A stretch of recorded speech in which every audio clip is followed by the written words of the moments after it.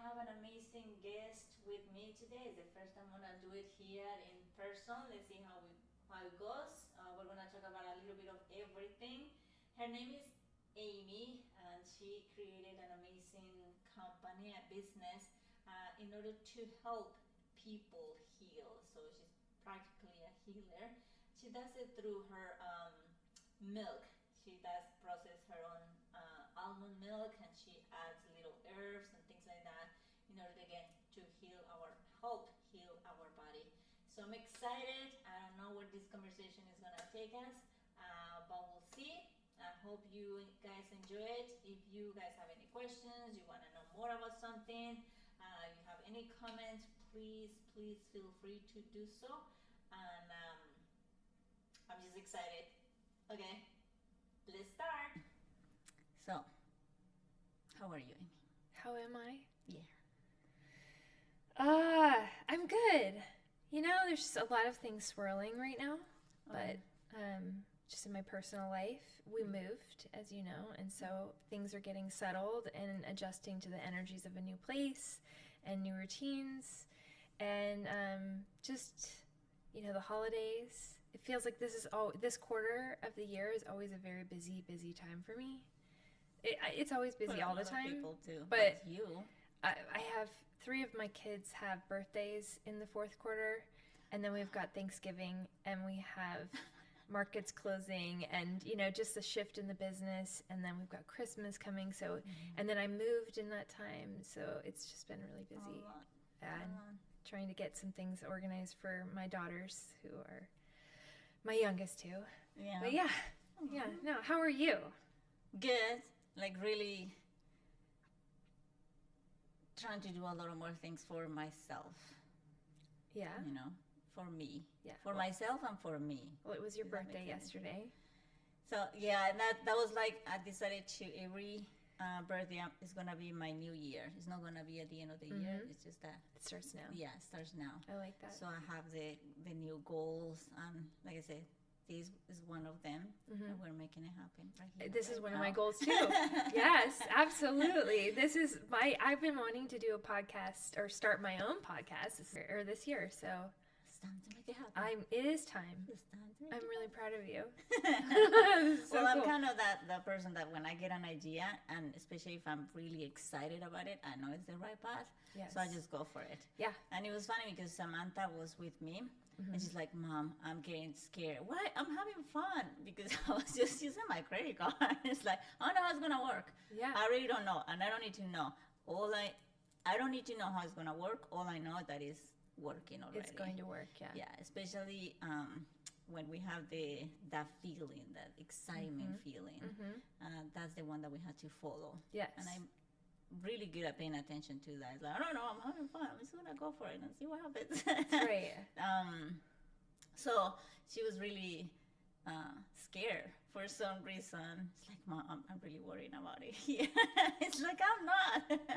And she's the one working. You know, I'm barely starting my business and all that. Yeah. So That's what it was like at the A-Milk. I started with very little, and I just went for it. Yeah. And people thought, well, this is crazy. But when you know, you know. When you know. I mean, of course, this is what you're going to do. I know. This is your calling. This is what's exciting your spirit. This is what you're called to do. So it's going to find a way. Yeah. And, you know, I love talking to people, which is funny, thinking that I was the shyest person ever. Yeah. I will not talk to anyone, really. Not even the one-on-one. I will let the other person go or just avoid it. And I remember I was working at a science camp, and I had to do the meetings in the morning, and I had to do some talk. Oh God, I will get sick every morning, and I will start asking people, begging people, please talk for me. I cannot do it. And if no one will do it, then I will be sweating like really sick to my stomach, and I will do it really fast. And it was something as simple as how the weather was going to be that week. This was in school? No, that was when I was working. I was living in California, and I was working at a science camp. Oh, okay. Yeah. So I was doing the schedules for the schools and the instructors, but every Monday we had a meeting before the kids arrived. So I had to say what changes were in the schedule or the weather. Something that freaking simple. Yeah. No. I hated it. And look at me now. Look at you doing now. videos. This is so No cool. one stops me now. It's Right? so I know you're very outgoing. We met at that event where if you were a small business owner, you could talk or you could, just have a little booth. And I was here in this building and I already didn't really want to talk to anyone that night. It's funny because I am a very introverted person, but I have outgoing tendencies. So it depends on how full my cup is. If I'm feeling tired or drained, I don't really want to approach people. And you came and approached me, and that was super fun. And I was glad that you did. But I agree. It totally resonates. I can get really nervous. It's interesting when I'm selling milk and I'm behind my table or I'm behind my booth. You look more confident. This is my space, and they're coming to me, and I have no control over who comes to talk to me, right? And I'm usually just very excited to be there and excited to talk to people. But, it's interesting. Different people have different energies that they bring in. And I think I'm a person that's very incredibly porous and incredibly much like a sponge. I was reflecting about that when I was journaling this morning. It's a question I actually wanted to ask about you because, we should probably give a little bit of, for those who do not know, Judy. Oh. Judy works with vibration and frequency. You could address it better than I can, but like I was thinking this morning, like how do you stay in when you're like a porous human and you're very like an energetic sponge, how do you stay in your most authentic vibration and frequency when you're around other people and other energies? Because I know that I absorb other people's energies and it is incredibly draining for me. And I know this, and I know to protect myself, and I don't know how woo-woo we're going to get, but like I do know to like try to like stay every morning. I wake up and I journal and I try to get in touch with my highest frequency and my highest self. And then inevitably throughout the day, interactions with other people, it's like I don't know what energies are mine. I don't know what energies are everybody else's. I'm just feeling like this tension and this stress build up. And so when you're dealing with frequency all day, like what do you do to stay high vibrational and high frequency? Like I'm really curious to learn from you because I know how you clear it because you've done it for me with the sound bath and the tuning forks, but like I don't know how would you say you should stay in it? I don't know. That's not an awesome question because to me it's just now natural. Yeah. I don't have to think about it. I don't have to. I should even do better at journaling in the mornings. Yeah. But you just wake up high vibe. Well, I wake up and I've been trying to get into counting from 100 to 1 backwards. Because apparently when we wake up, when we just become aware that we're awake, you can go really quick to the bathroom. Apparently we have 5 minutes, and I'm doing this, 5 minutes, where you're still on that kind of alpha state. So we can take advantage of that in a sense. So the idea is like if you want to get out really quick, go to the bathroom, come back, sit down, and then count slowly from 100 to 1. And it's funny, but it's not as easy as you think because at that stage you're still kind of like this. It's like if you're really tired, you're like 98. Oh yeah, that's a great way to put me to sleep. Doing? Yeah. Kind of but if you do it, then again, it's such a good way to start the day. But I guess it's my nature too that when I wake up, I just start the day. I'm not thinking about anything. I'm not doing anything. There was a point in my life that I did created my day before I opened my eyes, which we can do that too.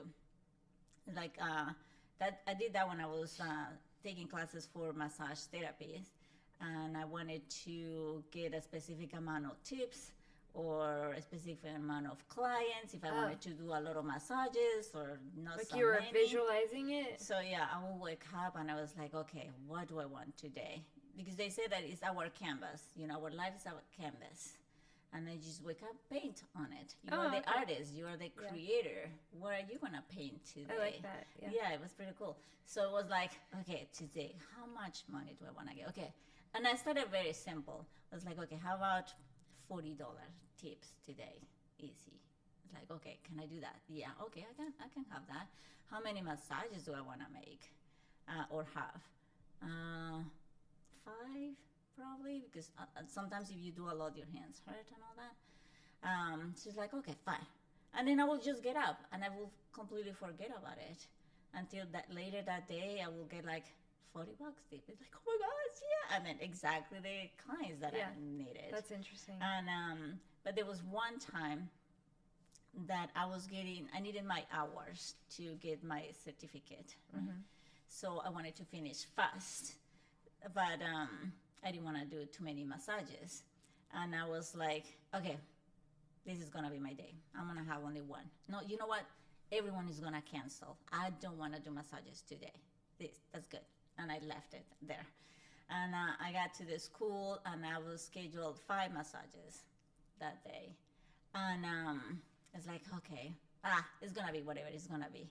And then the teacher at that time came running. Julie, your first massage is canceled. Okay, thank you. Second one, he comes in. I don't know what's going on. The second one canceled. And then he kept going, third, fourth, one, five. They all canceled. I don't know what is going on. I don't know, but they're all canceled. Like, oh my God, it is. But then I realized, wait, I need to finish. I need these hours. If I keep doing these, I'm not gonna get hours, and I stay longer here. I don't want that. No. I want it back. I take it back. I want all of the clients back. And I guess at that point of my life, already my energy was kind of high, very bubbly, I would call it. And it's like, okay, no. Take it back. I take it back. I want all my clients. And here comes the teacher. What the heck? I don't know what's going on. 2 clients already called. They're actually coming. It was a mistake. I don't know what the heck is going on. And I'm working on the other clients, and then the other 3 called again, and I had the 5 again. Wow. So your energy body and their energy body were having an agreement. Yes. So I guess seeing all those things, the power of that, I kept doing more of that. Mm-hmm. But just like anything, when you repeat something for a long period of time, it becomes natural. Mm-hmm. It becomes you. Mm-hmm. So I guess for me, it became me. And I'm just excited about everything and anything, because at that point too, I understood that anything and everything that comes into my reality is for a good reason. That's true. It's for your highest benefit. Yes. Even hard things. Especially when those things are not so good and not so easy. Right, yeah, I know. Especially those. Yeah. So if I tap into it, then I don't need to protect myself of it. Mm-hmm. I just let it be. And then when I do that, especially when very, very conscious, aware of it, oh my gosh, the result of it is even bigger than I could ever imagine. So again, I've seen it too many times. It has happened too many times for me not to just now let it be and whatever. And it's now who I am. It's just natural. A long time ago, I wanted to put it this way in a sentence. I just look at people through God's eyes. Yeah. When we do that, they're just perfect. There's nothing to judge. There's nothing to protect from. They're just there for you, you know. And the other thing that is important to me, and how I see people, is like, no matter how they are, what they're doing, or what they're saying, or not doing, or not saying, there's still an image of me. Yeah. Always, no exception, right? So when they're not easy to deal with, it's like, what is it within me that puts this person in my reality? Mm-hmm. And it could be that, let's say that person is very angry. It's like, am I really an angry person? Like, I start asking questions when I deal with a person like that. Am I really angry? Like, how do I feel right now? And I really go in this space right here, and it's like, no. And I'm honest with myself. It's like, am I really angry all the time? Or how do I deal? No. Okay, so that's not it. So it could be that maybe I get angry towards myself. oh, maybe there is a little bit of truth on that. That sometimes I agree with me, but not all the time. So I try to ask all those questions of why that person is acting or reacting in that way in my presence, because there is a message behind it. And asking question is a huge thing, because then when we're asking question, or the way I like to see it is like the body, how it works. It's like you have a thought, and then hormones release stuff into the body to let the body know that you're having a negative thought. And the body will release, since it feels and notices that negative thought, it's like starts releasing other chemicals or other stuff in there, send it back to the brain saying, okay, we got it. It's a negative thought, so we're going to feel not so good. And it will start kind of a cycle. So the brain receives those chemicals and it's like, oh, it's a negative feeling or sad feeling. Let's send another thought that is the same, equal to that. And then it's just back and forward. And but then when that's what they say, think greater than what you feel, and then just change the thought, and then you start a new cycle kind of thing. So it's being aware of that. It's being aware of a lot of things.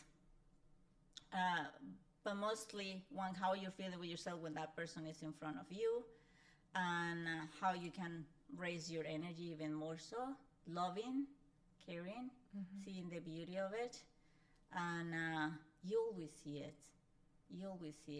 Or it's so magical that that person, because you raise your energy, again, is your mirror. It has to match your energy. So if you raise it, that person either walks away for no reason, or that person literally changes in front of you, and it's just smiling at you. It's like, hi, I'm here. You know, you're like, what? Yeah, it's interesting though how much power you have over other people then, or certain people, because they should be in their energy and their frequency, right?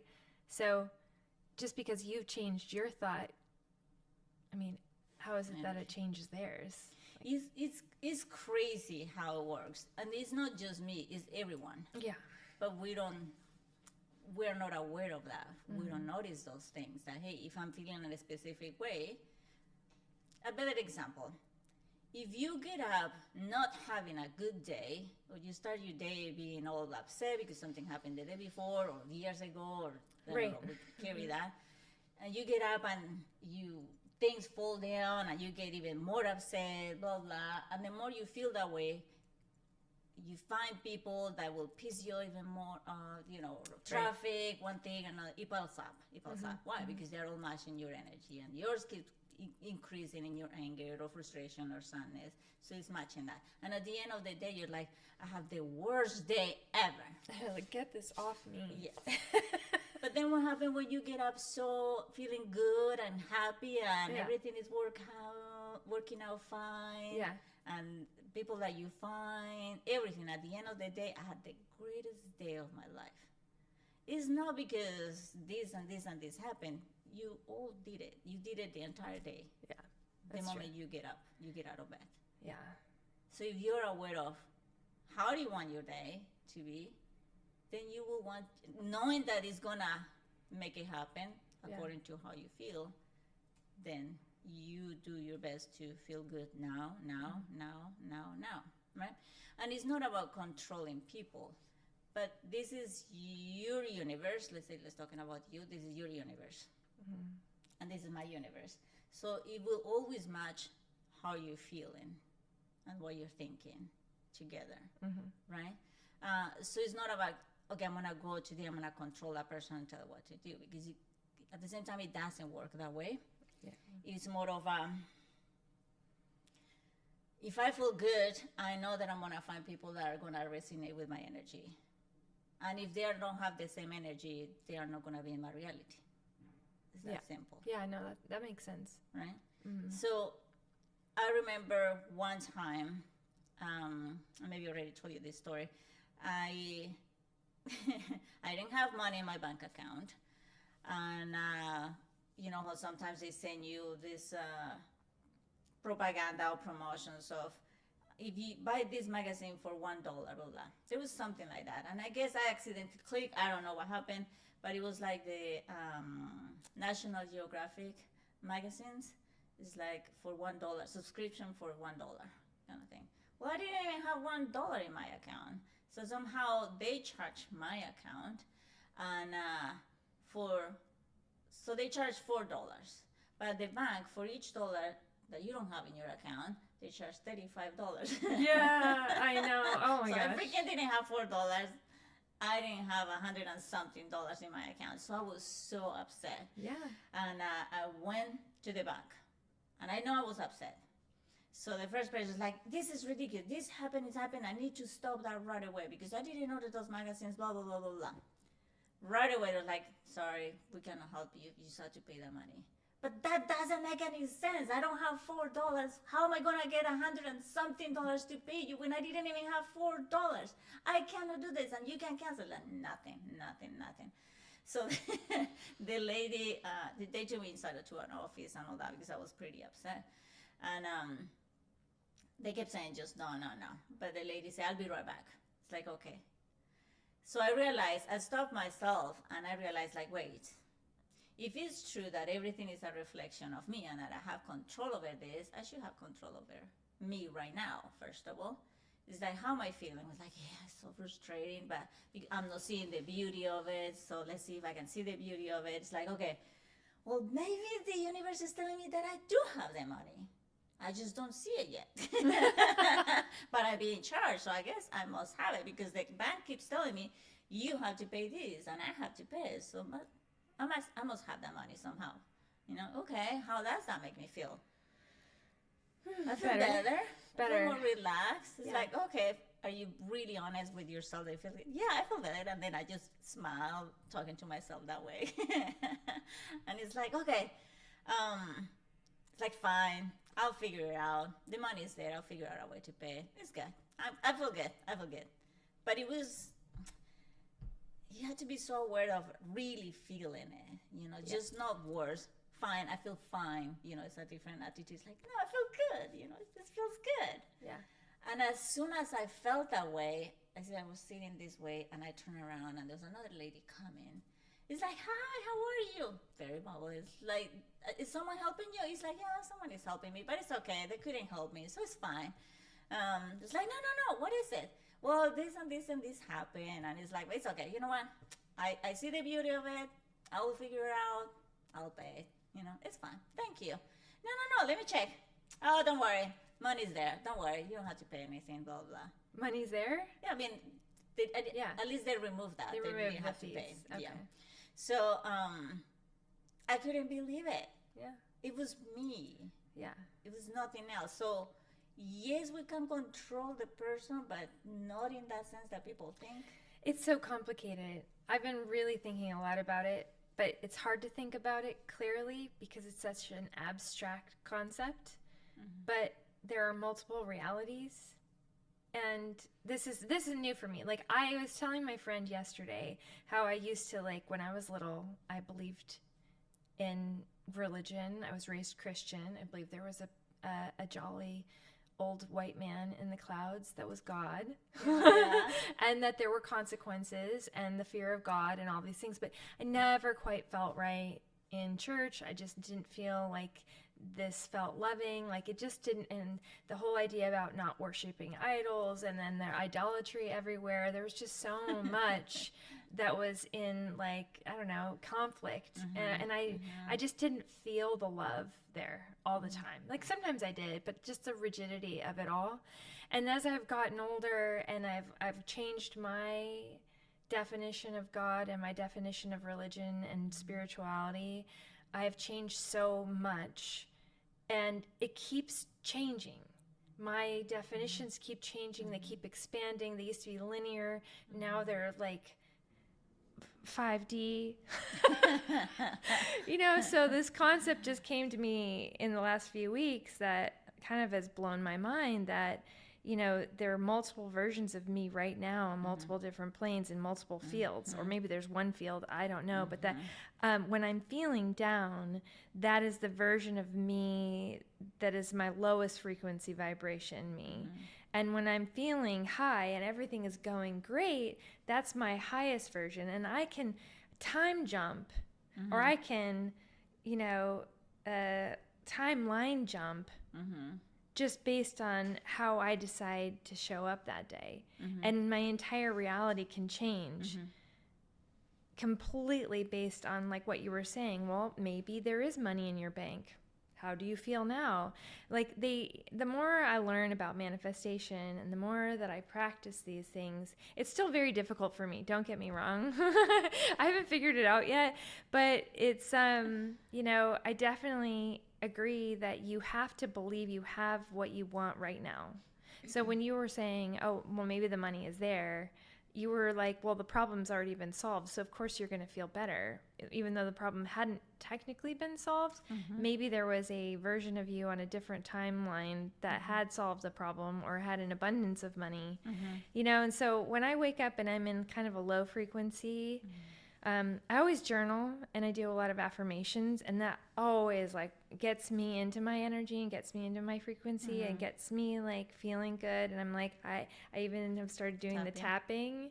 Like I have angels that surround me at all times. Like everything is going, like I can feel myself vibrating. Can you feel me? But like, I feel like, okay, I have everything that I need. I can be creative. I have creative solutions are here right now, you know, like just little things. And that definitely brings me there. But what I have a hard time throughout the day as different people enter into my field is staying in that frequency and vibration. And I think that's what I was getting at earlier with that question, because for me, journaling, and I brought my journal with me because, you know, this is like the way that I connect with my highest self. But as I'm moving through the day, there's just so much flying at me all the time. Yeah, and so many people, and I've got kids at home, and I'm not in my own space with my own energy, which I would love to be sometimes. Because I do find that when I'm by myself, I can sustain that energy really, really well.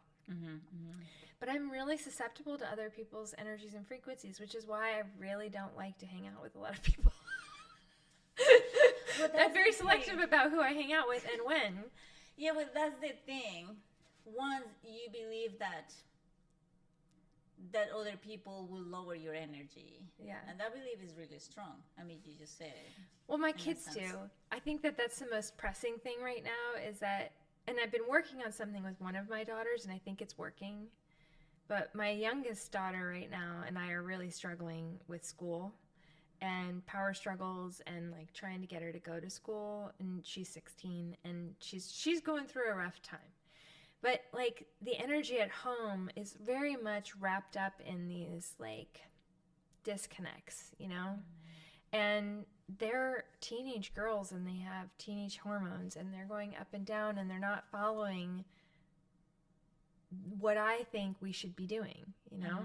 And so then there's this like struggle, you know? It's hard for me to stay in that high vibration, and I wish I could. I'm really working on it. Okay. But it's hard to do when there's people around you that are, I don't know. That's just family. Family can be like that. But also I think out in the world as a healer, because I do identify as a healer. But like people bring their energy in, you know, they're kind of like energetic vampires sometimes. Which that's a true thing for sure. Yeah. I don't think they mean to be, but they just are. They just are. I don't know if you have, there's a movie that represents that so beautifully, the Celestine Prophecy. Very old movie. But it talks about that energy and your auras and how it expands, you know, and how when someone has that strong energy and it just comes and gets you without even knowing. You're like, even if it's a nice person and you're like, yeah, kind of thing. Exactly. Yes. It's because that energy. But, and with that, there's definitely ways to, and you said that you protect yourself, and one of the ways is journaling and all that. I don't know if you have heard of when you get up, before you get out of bed, to imagine like a light around you that only I call it a love bubble. Things, but actually visualizing it around you that is gonna be around you during the day, and anything or anyone that is kind of that strong energy will not really come into proximity to you. And again, anything, as long as you can make it as real, as vibrant in your head. Remember, for the brain, there is no difference between thinking and something real. Yeah. So if you think consciously about it, the body will start thinking that it's real, and soon enough, you will feel like it's really happening, protecting you from all these people. Yeah. But what if you're okay? You have to be so careful how you word it, right? Because if you word it like protect me from these people and their energies, then you're attracting those energies. Exactly. Something that I did this week that I thought was really cool, and I don't remember where I read it, was that instead of protecting myself in that field, is in visualizing whatever it is that's bothering me, whatever story that I've told myself about someone else, or whatever their energy is that they've brought into my field. Imagining that wrapped in gold and white light, and imagining it being carried off away from me, like literally leaving my energetic field. And that feels great. I think I'm going to keep doing that, because, you know, inevitably people are going to bring you their stuff all day. And when they're your kids, you do have to deal with it. Like, you can't just like wrap it in light and send it away. Yeah. As much as you would like to, but like other people's stuff, clients or. So for how long have you been doing that practice? The bubble? Lights are around, yeah. Because we save a lot of stuff here in the sacral root. Yeah, you mean how long have I been wrapping myself in a love bubble, or how long have I been taking my stuff? Just this week. Okay. Of wrapping other people's stuff and sending it away? Yeah, it's and just yours too, whatever it is. Mine, yeah, you know, I just read about wrapping other people's energies and having it leave this week. So I just started practicing that. But ever since my children were little, I've done what I call a love bubble, and they call me often and ask me, or at least my oldest does, I'm feeling really scared right now. Can you put me in a love bubble? And it's just like a way that I project my own like mother energy around them to keep them safe. It's weird, and I know this sounds super woo-woo and weird, but it's also kind of like a cloaking device in a way. Like, I do this if I'm driving too fast on the freeway and I pass a cop.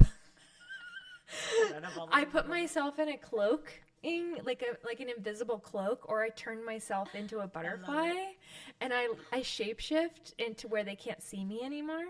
And literally, when I did this, I had just gone to a shamanic like training retreat, and that sounds really weird, but it was at Esalen, and it was the first time I'd done a retreat at Esalen.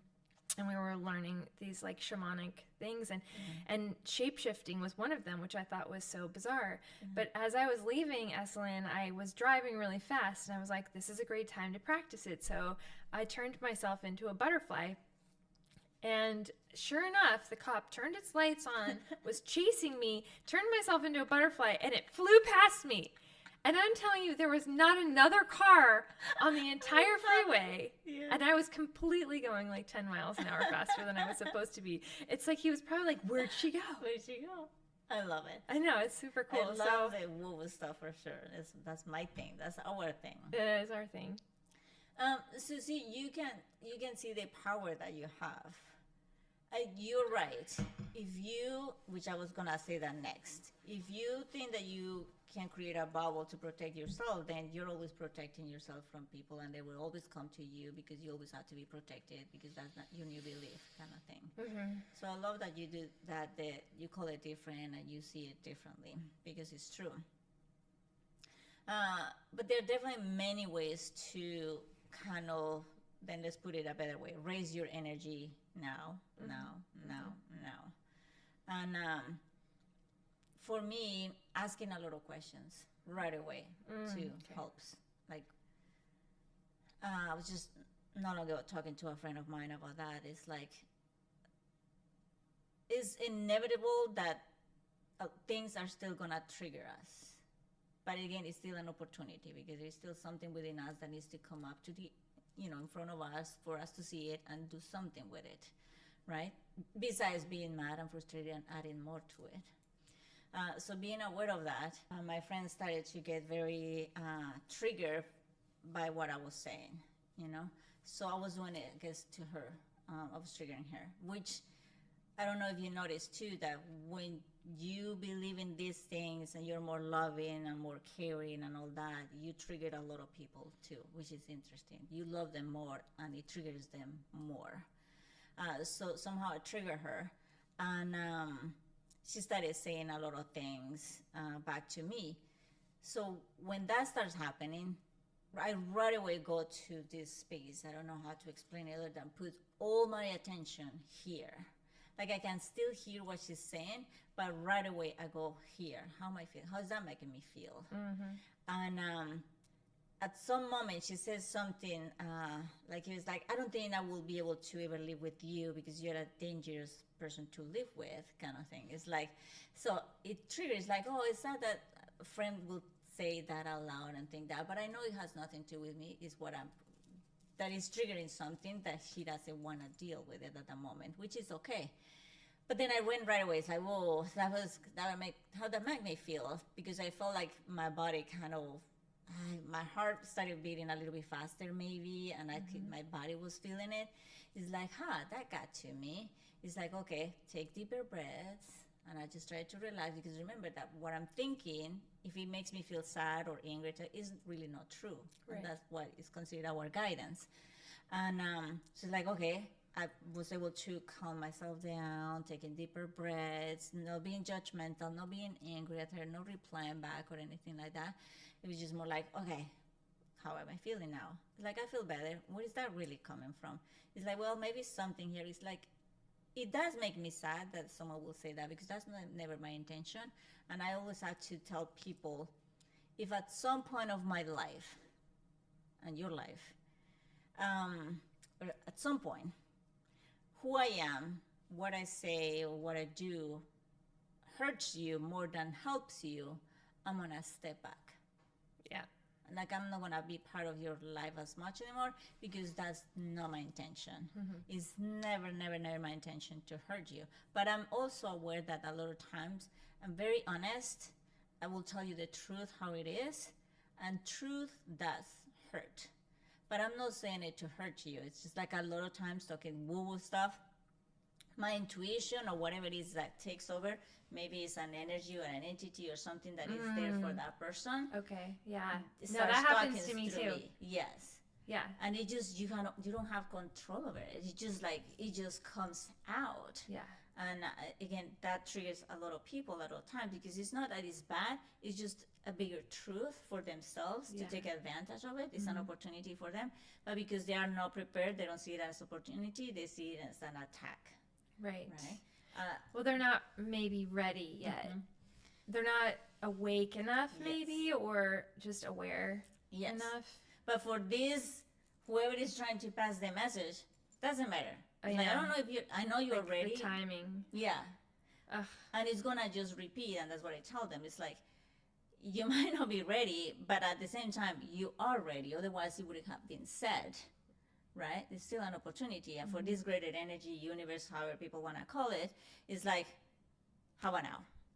How about now? I do love it when that happens, though. I love being a conduit. Like, I love it when spirit wants to talk through me for somebody. It's really fun for me. Like, that really lights me up. Because usually it's very positive. Like, I don't usually get direct messages that are like, oh, tell this person X, Y, and Z. Like, I will get ideas like, oh, you know what? I'll think of somebody when I have a book in my hand, and I'll know exactly who that book is supposed to go to. Or, things like that. Or I'll have an interaction, and this conversation will be just magical. and I'll be like, I did not plan on that conversation. I had no idea stepping into this situation that I would say any of those things at all. Yeah. And it all came through me. Yeah. And I think the key word is through me. It didn't come from me. No. Through, it came through me. And honestly, every great thing I ever did came through me, not from me. So I'm trying to stay open. I think I do close myself down, and I do make myself smaller, and I do make myself fearful and safe. But when I do that, I lose that channel ability, and I lose the creativity. And almost every fun thing I've created in my adult life has been because I was open to letting it come through me. Mm-hmm. So yeah, I think what you're talking about when you're asking those questions is when you start to feel yourself close, like your heart's closing, because a lot of what you do is heart frequency, right? And staying in heart coherence. Is that what you would call it, right? Yeah. And I think that's what I'm talking about. Like, how do you stay in heart coherence? Because like throughout the day, I can feel myself closing. And there's a book, and I'm trying to remember what it was, and I think it is The Untethered Soul, Michael Singer. And he says, you stay open by never closing. I love it. And it's like so simple, right? So what you're talking about when you're asking these questions is, oh, I'm noticing that I'm closing. What is happening right now? And so you're staying conscious. Like, right away. Go ahead.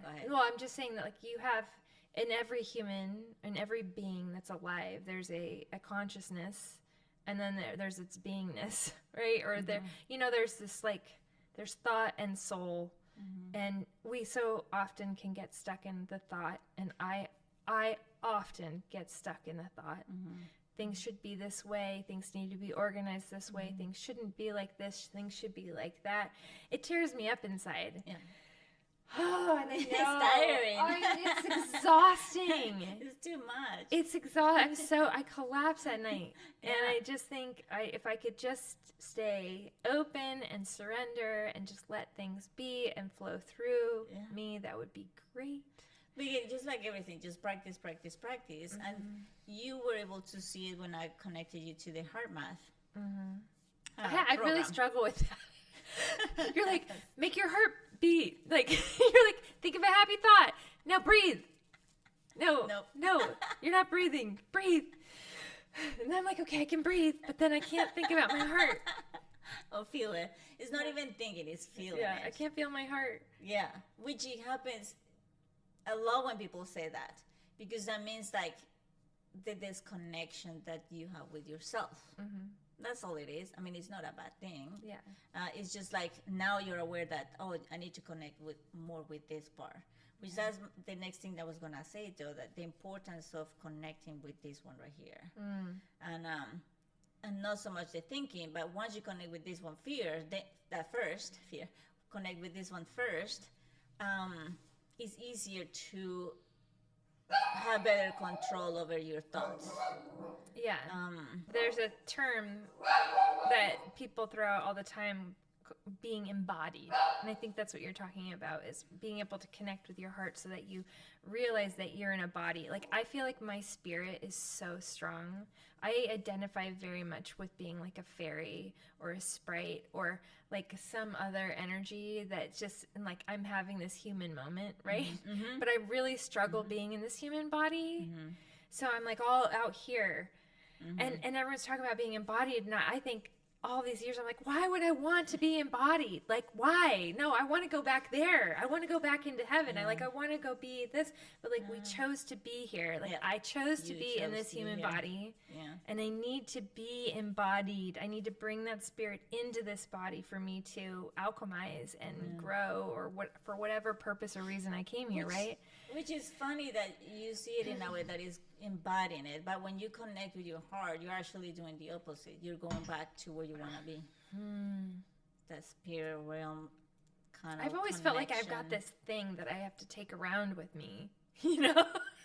I think that's the struggle that I have, and probably why I started A-Milk and made that connection between like eating and nourishing and taking care of this body. Like, it's so important to be in your body, or things go wrong, you know, as they did with my like health journey and stuff. But I'm always like outside of my body. I'm out of body all the time. I'm energy projecting. I'm in everybody's energy field. And I just like, when I journal in the morning, it's me pulling my energy back into myself. It's me remembering like my sovereignty. It's me remembering to be in my own spirit and in my own energy, and really working on that, because I'm happiest that way. And I think spirit speaks through me more clearly when I'm more in here. And I think it's funny because themes come up for me a lot. Like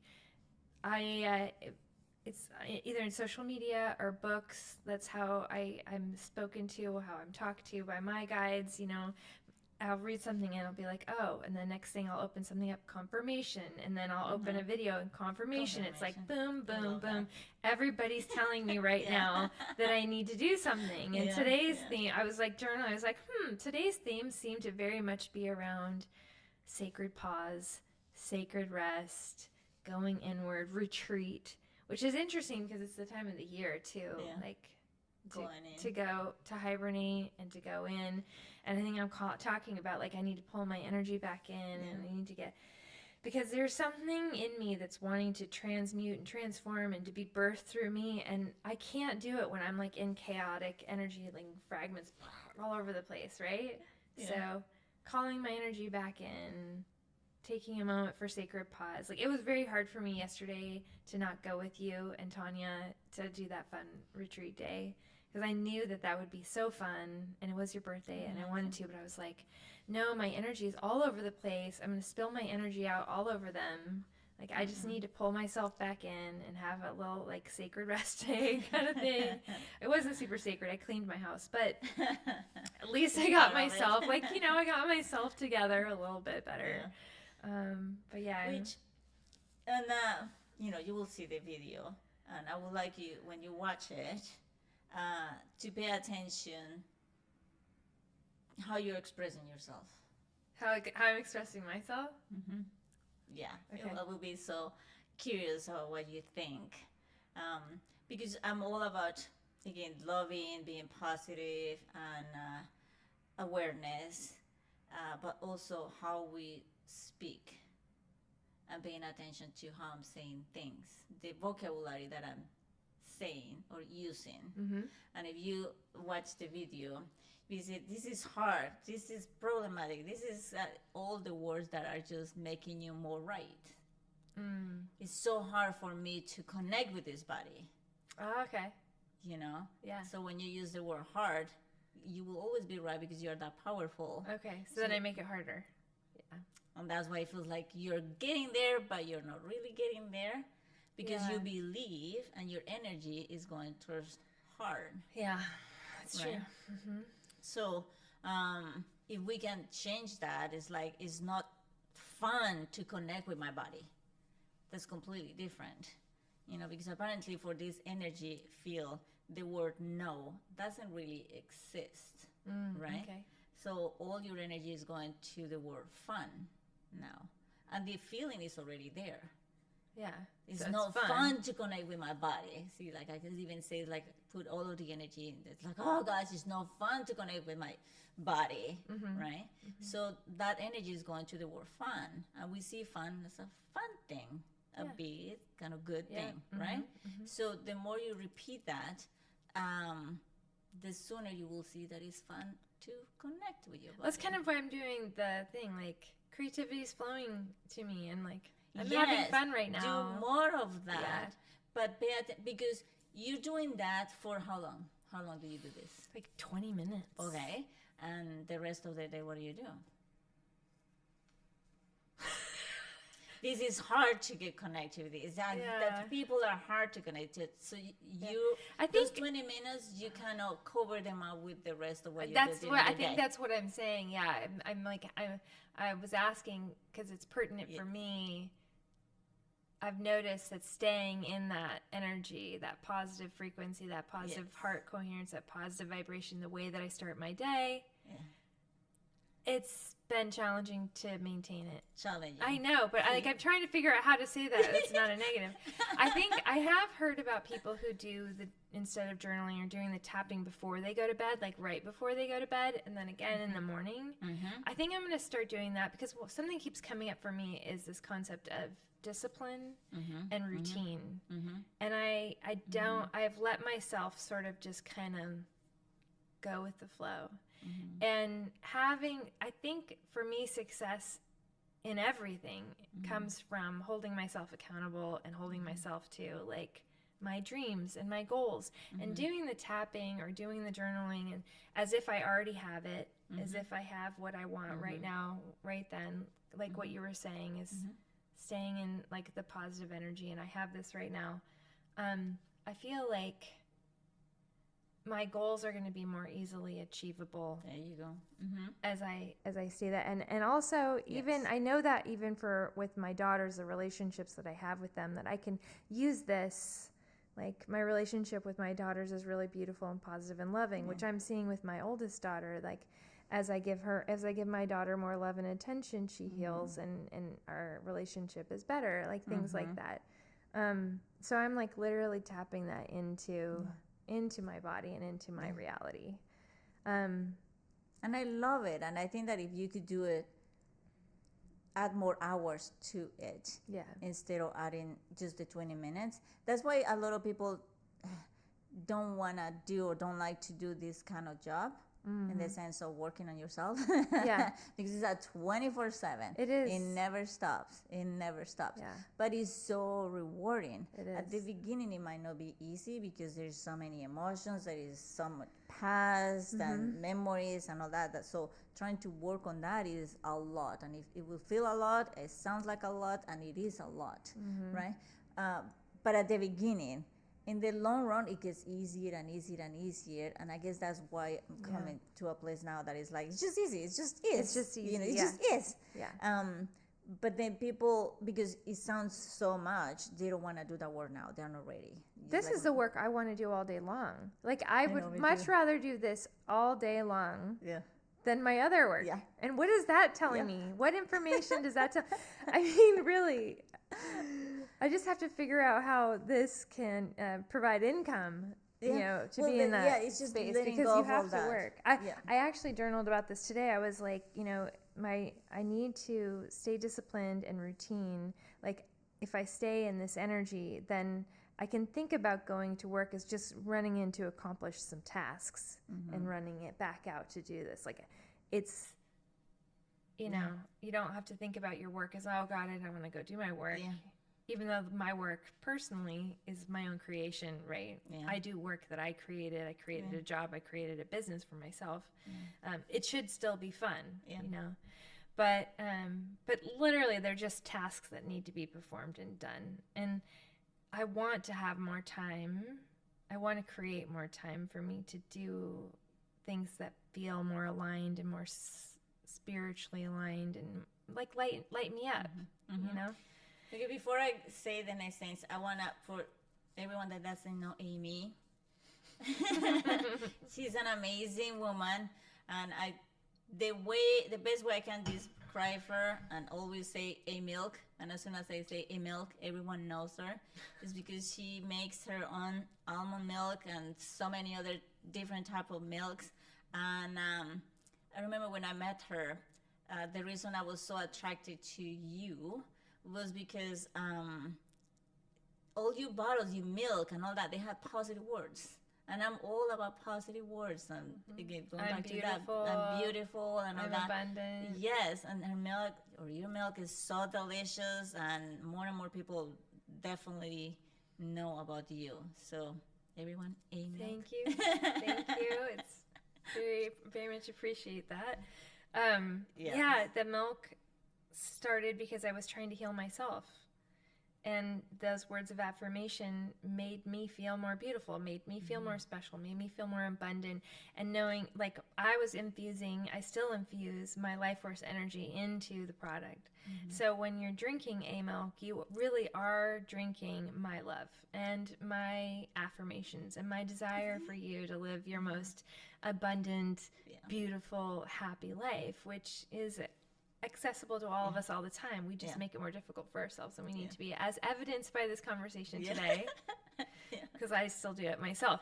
But yeah, the milks were just meant to be these healing elixirs where I added adaptogens and superfoods to a non-dairy, anti-inflammatory base for myself. Now, some nuts are inflammatory for some people, so it's not for everyone. Everybody is different, but at the time I was going through an anti-inflammatory protocol. And so I was drinking only almond milk for the most part, then hazelnut milk, then tiger nut milk.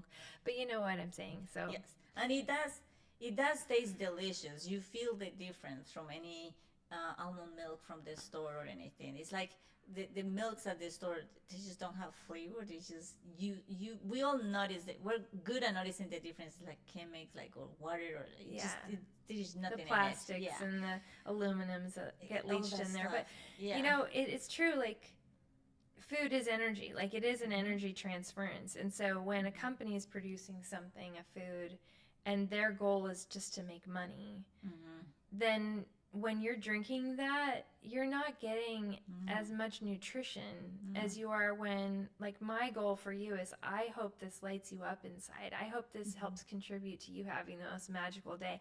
I hope this fuels you, feeds your soul, makes you happy, makes you cozy, heals your body from whatever emotional pain you have. Like, there's just so much love in there. It's ridiculous, you know? Yeah. I love it. I seriously love it. I can't even, Brian keeps asking, where am I going to have my milk? I need my milk. And a lot of people that knows you, it's like, I need my milk. Oh, I haven't been able to order my milk. Because we feel that love, that passion. And I think that's the key to life. When we do something with so much passion, we all feel it. It's true. Like, think about even small winemakers. Like, I can think about my godbrother, Jimmy, who was a big brother figure to me. He passed away, and that was a big story in my life, like a big transformational spiritual moment for me, his passing. And that's a totally another story. But, like, he was a winemaker, and his stories, like his life, his toil, his everything, his experiences all bottled up into that. And I know other, like, small Willamette Valley winemakers, you think about when you're, I don't think you don't drink very much, but I don't really drink that much either, but I do like my wine. I grew up in a family where we drank, you know, wine was like a big part of the culture, and food is a big part of the culture, especially with a winemaker in the family. And I grew up making wine, stomping grapes and stuff too. Yeah. So, like, but with a small, like, local producers, and you take a sip of their wine, like, that so much, that's their whole story, right? It's their they're tasting it, they're adding things to it, the terroir of the land. It's like they're really connected. So, and that's also why I love shopping for produce at the farmers market too, because they're really usually the farmers that are selling it. It's from their hands into your body. The fewer hands that touch that, and the fewer intentions that touch that food, the care, the better. The enthusiasm to put it out there for other people to eat, just like your same intention. It's like, I just want people to feel better when they're drinking the milk, to go back to themselves. So again, it makes it so much more powerful. I mean, that we can call it woo-woo, but that energy does exist. Even science talks about it. All this stuff. I'm here to talk about it. Like, honestly, I think recently I was in a relationship, and I was talking with him about the energy in plants and trees, and I think he was just like, wait, what? And I'm like, no, like, I mean, like, I feel like the trees talk to me. I feel like I have conversations with them, and then it gets confirmed, right? And then I learn about a woman who is, like, literally a medium for trees and the tree spirits. And she was talking, just recently I saw one of her posts, she was talking about, like, somebody asked her, do the Christmas trees at a tree stand feel differently about their experience than a tree that was, like, cut down in the wild for Christmas? And hearing her talk about this, it was like, oh my gosh, yes.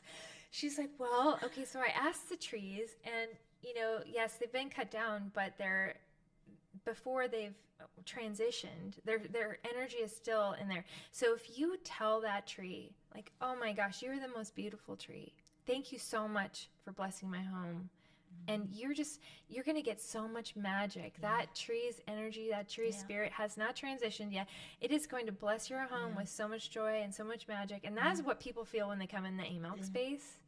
Because I walk into that kitchen every day, and I know that we're talking about bricks and paint and stone, but those are all earth particles, right? And I talk to that kitchen like it's a living entity. I say, good morning, kitchen. You're the best kitchen. It's so good to see you. I love you so much. I can't wait to produce in you today. And when I leave and I turn the lights off, I say, good night, kitchen. You're the best kitchen. I love you, kitchen. I hope you have a great night. I will see you in a few days. You know, so it's so funny that, like, everything has energy. And unless it's just, I don't know, we won't even go there. But I was going to say, with the plants and the trees, it's just like they, do you know Zach Bush, MD, he's this amazing, like, functional, I think he's a functional medical doctor. Mm-hmm. But I don't know how he has time to do anything else because he's just such a brainiac. And I think he's a father and a husband too. And I'm wondering like how on earth does he possibly have time? Because he's just constantly churning out this stuff. But he was just talking about houseplants and how they did a test. They were able to measure the frequency and how when you got within 200 meters of your home, the house plant perks up and knows that its person is coming home. Yeah. And I think, wow, if plants are so sentient, and we're eating plants, and we're eating animals, I mean, it's the same thing. It's the same thing.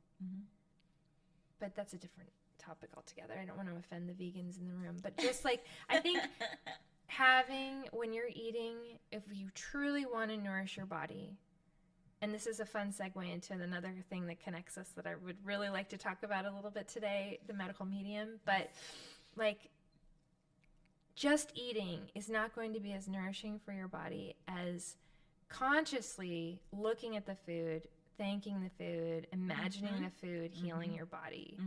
And I think that's what I was trying to do with A-Milk is make myself pause and put really cool like medicinal plants and herbs in there and have those herbs talk to me. I'm like, oh, hi, we're having a conversation right now. Thank you so much for nourishing my body and watching my body heal because it's connecting with these plants that are in there. Like there's this like symbiotic relationship we have. Whereas you and I could just be talking and I could just be drinking my smoothie or whatever and not paying attention to this magical thing that I'm like having consciousness about it. So anyway, I wanted to talk about the medical medium because this has actually changed my life. Judy has changed my life. I'd heard about the medical medium. We're both medical medium nerds. We completely geek out over it. Judy way more so than me. But when was this? Was May? I think it was May. I had just come back from, maybe it was June. I had just come back from Nashville feeling very bloated and inflamed from my birthday. And one of my clients had just done the medical medium 10-day or whatever cleanse. I don't know how many days it was. 9-day cleanse. And I have had this book, the original book, for years, like at least a decade in my closet. And because of my health conditions, my SIBO that I had, which was small intestine bacterial overgrowth, everything says stay away from fruits, stay away from certain fermentable fibers, stay away. I probably did not eat a banana in 8 years. Like I did not eat fruit. So I was terrified to do the medical medium diet because I did not want to mess up. And I'd had experience, just for anybody that's doing cleanses, sometimes you're unearthing like deep rooted toxins that are in your body and you can have some not so pleasant side effects. And that happened to me once when my first real cleanse, which I did when my dad was still alive. This was a long time ago. I think Poet was a baby. This started my health crisis. I did, I was trying to do Dr. Mark Hyman's like Alzheimer preventing cleanse. Oh, okay. Because I noticed that my dad was starting to get to be a little forgetful or whatever. I was like, before I recommend this book to him and this cleanse, I should do it myself. So I did everything and did the whole diet protocol. And a little background, I was a Division I athlete and top 10 school. So like I've always been like super into food as fuel and like connecting those dots. So I'm like putting together an eating plan was like super my jam. So I fully dove straight in. And I used to be a lot more disciplined than I am now. And I did all the Epsom salt baths. And I swear I erupted in hives. I lost all my eyelashes and my eyebrows fell out. I had bruises all over my body from subdermal itching because like stuff was in there from this toxic world that we live in. And I didn't detox properly. And this was like 10 years ago. So when you're like medical medium, I'm like, oh God, I can just see this now. The next health crisis coming for Amy. But I trusted because it kept being, it was like confirmation. A client and you, and then you brought me the book and I don't know what else. There was like another, it's usually in threes. So I did it with you and I'm still doing it. And we're in December now. I did the initial cleanse. I tried to repeat the cleanse. It didn't quite I didn't quite finish. I had a lot of things going on, but I've kept the morning cleanse almost completely, almost every day since then. I've lost like at least 12 pounds around my middle, which I carefully hid. Nobody even really knew it was there. It's like my perimenopausal middle.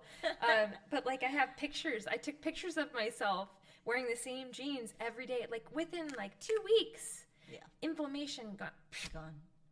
And I'm, you know, I would like to implement more things. I think you do it way more than I do, but like the recipes for dinners and things like that. I tend to just do the morning cleanse, which for me is the lemon water, then the celery juice that I fresh squeeze, then either the heavy metal detox smoothie, or my favorite is the banana cereal, the banana milk cereal.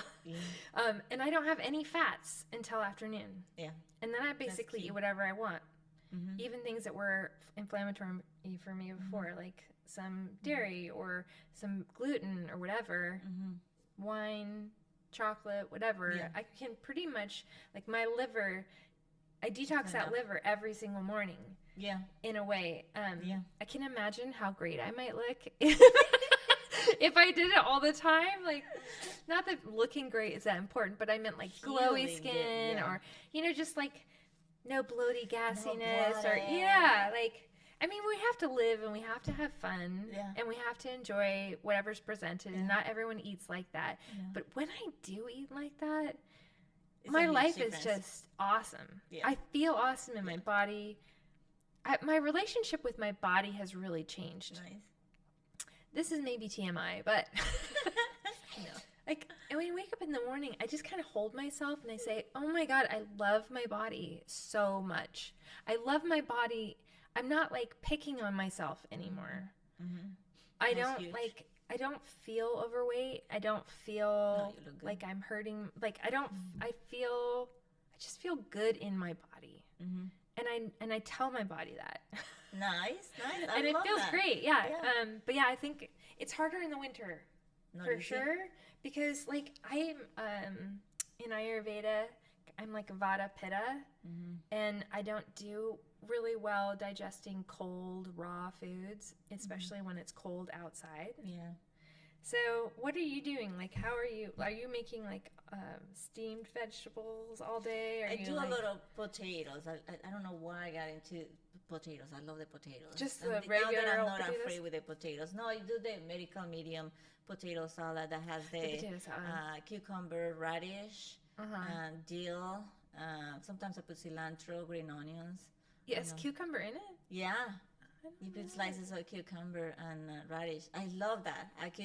It's like salad. When I make salad, I could eat a huge bowl of salad. Well, I think that's the thing about the medical medium is it's a lot of food. It's a lot of food.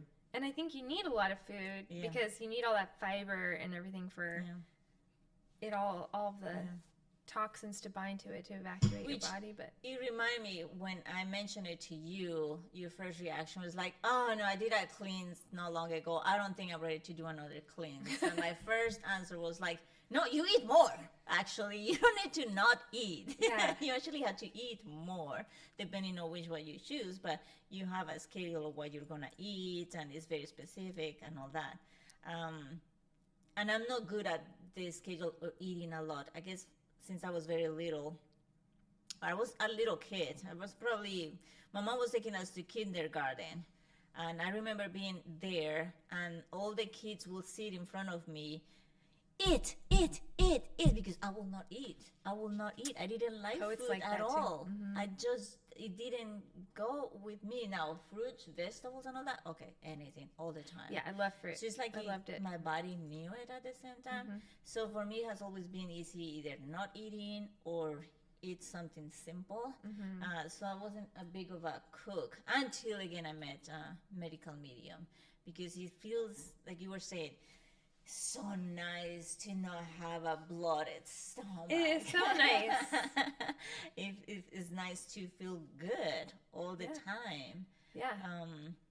I could, holidays, again, and I love that medical media posted a little of kind of Instagram voice message kind of thing I didn't saying, hear it. yeah, it's pretty cool because it's like, don't be so hard on you now the holidays. You want to eat it. You've been cleaning your body, you've been cleaning your liver, so it's kind of good right now.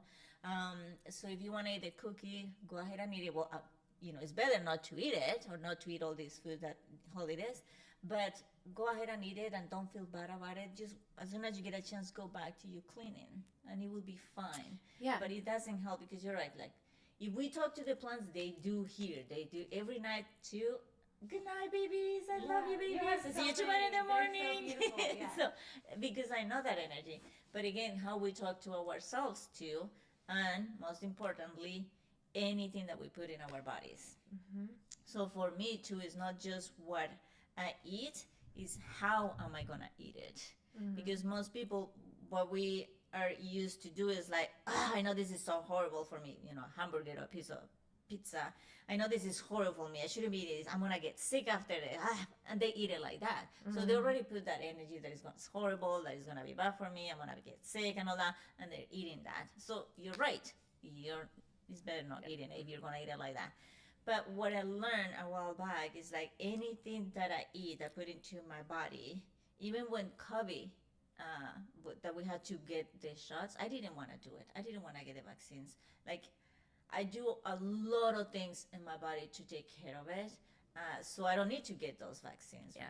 But for travel, it's like, well, I want to see my family and all that. So even with those vaccines, when my daughter and for job and anything else is required, it's like, oh my gosh. Right. So even with that, it was not easy for me. And I remember going to the clinic, I was crying. I didn't want to do it want to either. do it. But then I decided, you know what? Everything is energy, just like the plants, just like the food, like the table. Everything is energy that understands, and we can connect, and we can change the frequency of it. And I remember even the nurses criticized me and laughed at me, but I grabbed it like, can I hold the injection, the vaccine before you put it on me? It's like, yeah, of course. Like, okay, I'm going to have a few moments with it. I'm going to connect with it. Yeah. And I just literally put it on my heart. It's like, oh my God, sorry, like I've been feeling like you're not that good for me, blah, blah, blah. But I love you and I want to connect with you and I want to do this the right way, blah, blah. Just a lot of energy to that thing. That's like, okay, once I felt it ready, okay, now you can connect it. Yeah. So again, it's the same with food and anything that you put in the body. This water has a lot of positive, I love you, thank you, and all that. Yeah. Because it is true that you can change the frequency of it. Yeah. Now, can. I love medical media because everything that he recommends, even in one of the books, he explains how each fruit and vegetable has a spirit, has that energy. And I love knowing that, it does have such a powerful energy that's why we feel so good when we eat it. But I also know that we can do the same with everything. The water, pure energy, the plants, everything that we eat, the fruits. Anything that I put in my body, it has I change the energy. I don't eat it with either resentment or fear or anything, because then it doesn't help me. Now, when I forget about doing that, the thank you for being here in front of me, even if I want to feel like my body wants a little piece of meat, I used to love meat so much, and even sushi, and I'm happy to say I was able to finally leave it outside. I don't eat it at all, maybe just salmon. But before, if I feel like I want to eat, I don't eat it until I thank the animal for all the experience, for everything that went through just to be here with me. Yeah. And it feels so powerful and so loving and so caring. Yeah. And then I eat it. When I do that, I don't feel sick or anything like that. When I don't give thanks or forget and I just eat it for it, oh my God, here we go again. It's just like bloated and I feel like I want to throw up, and it's like, yeah, I shouldn't have done that. Yeah. Having consciousness around it. I think even if I have cut back on meat myself so much, especially since starting doing the medical medium things, but like I really prefer to eat plants. But I do think, though, offering gratitude, and it's something like I just intuitively knew. When I was in high school, I became a vegetarian, because my dad was actually a researcher and did animal testing in a lab for medical device that he was creating, primates, and I was so appalled. Well, yeah. Yeah, I mean, my dad is the most loving Yeah. energy. He's most wonderful. He's passed. He was the most wonderful man and doctor, very loving and caring. And he was going into it with the intention of healing people, right? But still, these poor animals. Anyway, so I became a vegetarian. That was my way of being a brat in his life. But when it's funny because I didn't eat meat again until my grandfather died. Oh. And somehow I connected his passing with, like, you know, it's okay for me to eat meat. Like, I'm just gonna, and I know that sounds weird, and I don't know why I brought it up, but like, I remember having this moment at a restaurant. I was gonna eat a burger for the first time, and I was like, there was something spiritually that happened where I realized the sacredness of life and death and purpose, and that these animals had a purpose, and the purpose was to feed me, and how humbling that was. And so I thanked the meat for feeding me and for having its purpose, that it didn't die in vain. And suddenly it all made sense to me. Yeah. You know, that I'm like, okay, and then sort of like this with the plants, like they just want to be acknowledged, appreciated, and like it wasn't all for naught. Every single living being, every living entity, every bug, every blade of grass, every tree, everything has life force energy. All of us are connected, all of us are bonded. And when we show gratitude to them, it's like acknowledging something within us. So yeah, I think that when you have that level of awareness with what you're putting in your body, It's huge. And I think, do I think you can change it? Yeah.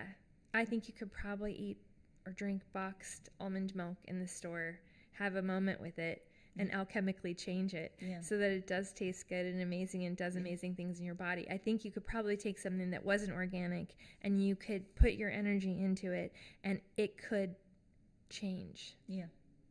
It could magically change, because I think that you are that powerful. Yeah, literally. And I tested it for such a long time. When I started learning about energy, I was like, what the heck? Why did they teach us that at school? Energy? What? What? You can Yeah, heal people, why? you can What? what the heck? So that's when I started diving in deep into it. So I did a lot of, I became my own scientist, and I became addicted to reading. I became addicted to testing everything. Everything that I read, I don't know, I'm going to try. So I tested everything that I read. And one of the things that I tried was thanking the food and everything that I put into my body. But what I noticed, though, with that experiment is that if I couldn't stop eating, let's say, pizza, at some point I started loving pizza, right? So it was like, I cannot eat pizza. It's not good, but it's just so good, blah, blah. So what I started doing, though, or the test was like, I'm going to thank even the pizza, everything, because it's going into my body. So I'm going to be very thankful and enjoy it to the fullest because it's here for a purpose. I'm going to eat it. And I enjoy it in a different way, in a higher level of, I don't know, I could say that. But what I noticed is that the next time that someone brought a piece of pizza in front of me, my body didn't want it anymore. It was okay. It was more natural to not eat it, or to tell myself I don't need it anymore. To me, it was different from forcing myself to not eat it, because then it will be easier for me to go back to it. It's like, I just have a little bit and just go back to it and just eat it and forget about it. But when I thanking the pizza while I was eating it too, again, it made it easy. The way I see it is like the body appreciates that so much that the next time that there is a piece of pizza, you can be in a room full of pizza and everyone is eating pizza in front of you, your body doesn't crave it anymore. It's like it's not there anymore. So I do tell other people, it's like, okay, if you are choosing to not to eat still the hamburger or whatever that you know is not so good for you, at least do it with intention, with a loving intention, and just fully enjoy it because you want it. So just fully enjoy it, embrace it consciously and love it, and you will see that the next time someone brings you or offers you that, you will not want it. It's so natural. It was so beautiful for me to see that it was just, like we were saying at the beginning, it's so easy to do so. And as we're talking about this, again, I've read so many books that trying to remember every title of each book and what said, what said, blah, blah, blah, is so much. But there was one book that is like talk about plants and the energy that everything has an energy. And it was this guy that used to work for the CIA, seems like. And he had what's the name of the machine, the lie detector kind of thing.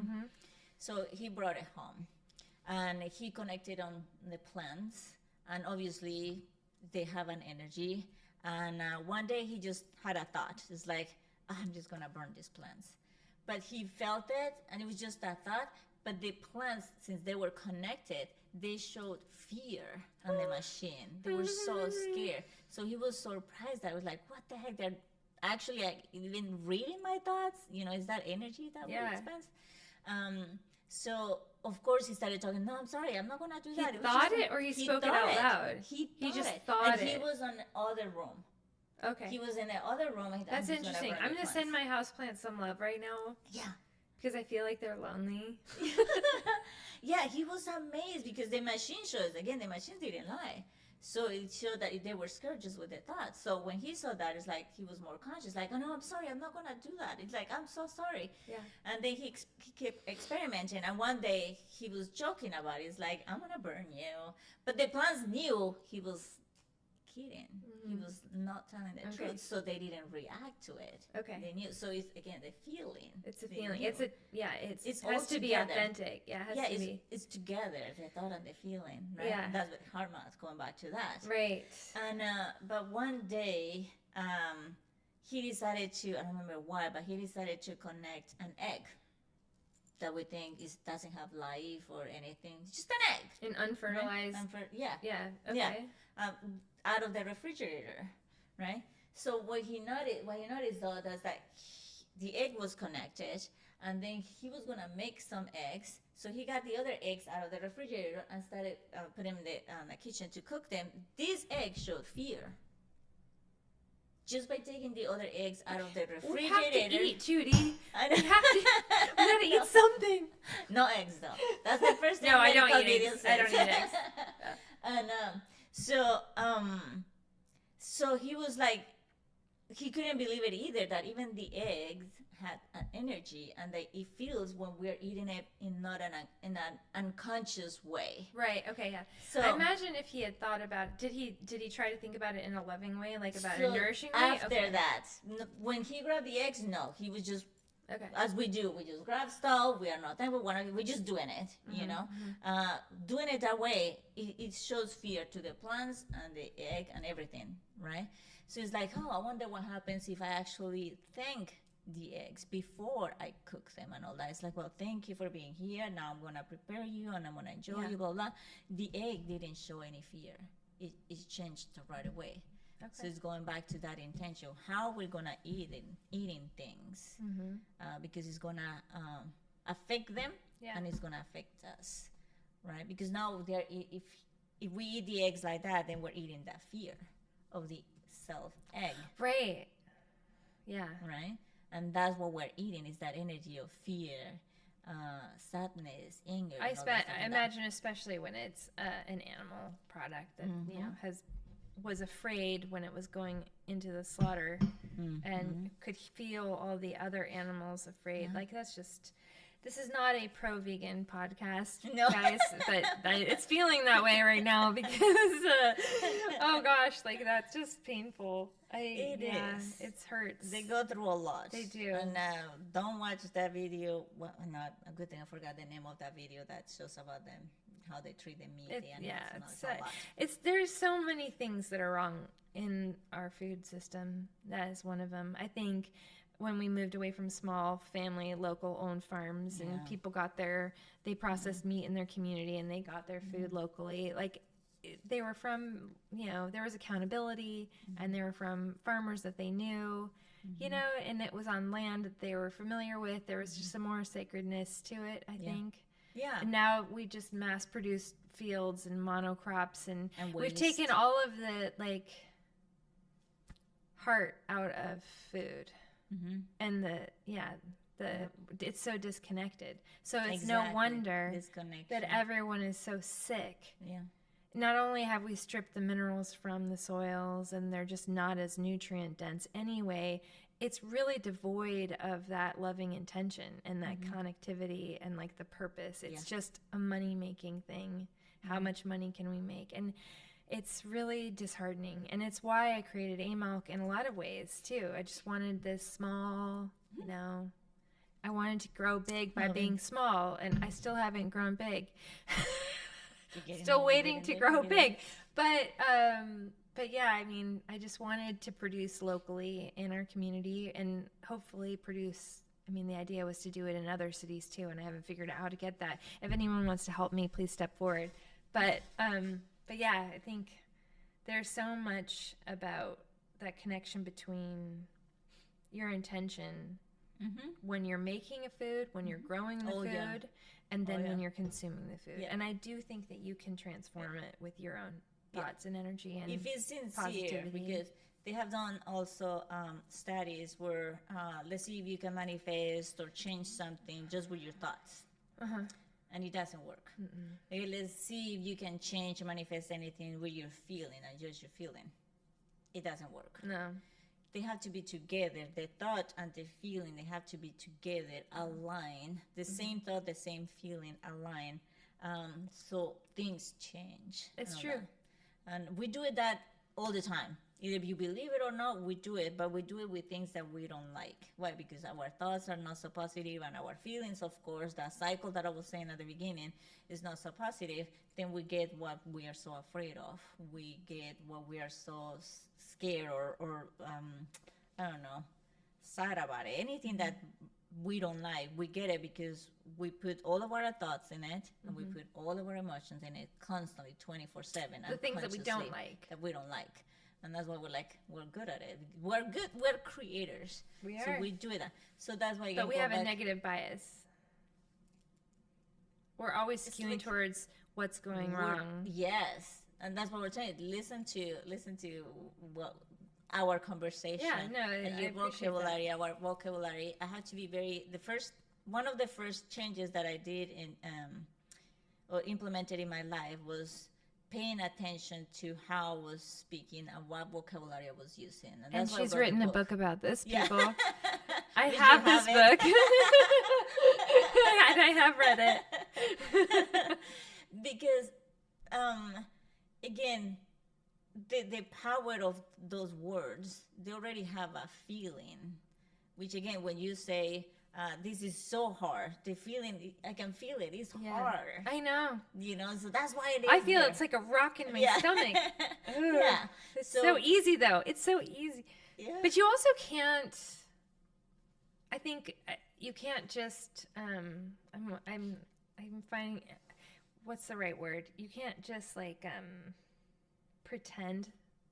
You actually, like you said, the thought and the feeling have to be genuine. They have to be aligned.